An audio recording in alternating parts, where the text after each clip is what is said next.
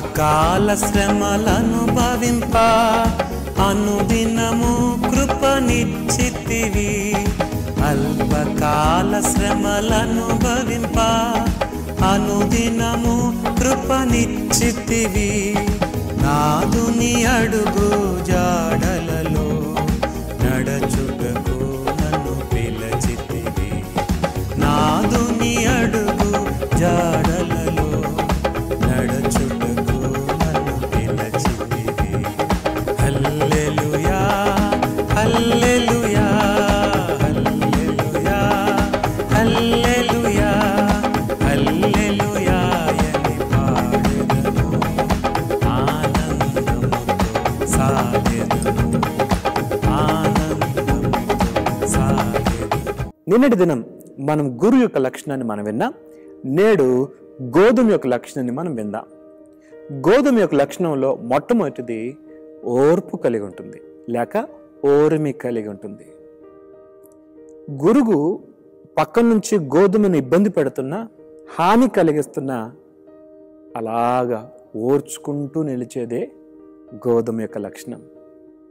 ఏమండి, గోధుమ విశ్వాసకు సాదృశ్యం అని విన్నాం. విశ్వాసికి అవిశ్వాసితో కొంచెం సమస్యలు వస్తాయి. ఆత్మ సంబంధికి శరీర సంబంధితో సమస్యలు వస్తాయి. అయితే దేవుని బిడ్డగా మనం ఓర్చుకోవాలి, కొంచెం ఓర్చుకోవాలి. శ్రమ ఓర్పును, ఓర్పు పరీక్షను, పరీక్ష నిరీక్షను కలుగజేయనని ఎరిగి శ్రమల యందును అతిశయించాలని రోమాపత్రిక 5వ అధ్యాయంలో మనం చూస్తాం. ప్రియ దేవుని బిడ్డలారా, ఇక్కడ శ్రమ ఉందని మరో చోట పారిపోలేం, అక్కడ శ్రమ ఉందని మరో చోటుకి పారిపోలేం. మనం భూమి మీద ఉన్న గోధుమ ఉన్న చోట గురువు ఉంటుంది కనుక ఎక్కడికి వెళ్ళినా తప్పించుకోలేం. యోసేపు వాగ్దాన భూమి నుండి ఐగుప్తుకి వచ్చాడు. ఐగుప్తుల శ్రమలు లేవా? ఐగుప్తుల ఇబ్బందులు కలగలేదా? ఐగుప్తులో కూడా ఇబ్బందులు కలిగాయి.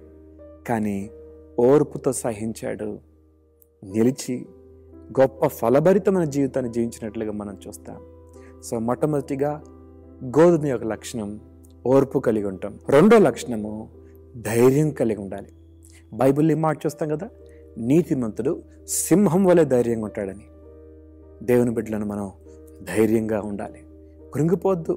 ప్రతికూలమైన పరిస్థితులు వస్తాయి, అనారోగ్య పరిస్థితులు రావచ్చు, ఇబ్బందులు కలగొచ్చు. అయితే ధైర్యంగా ఉండాలి.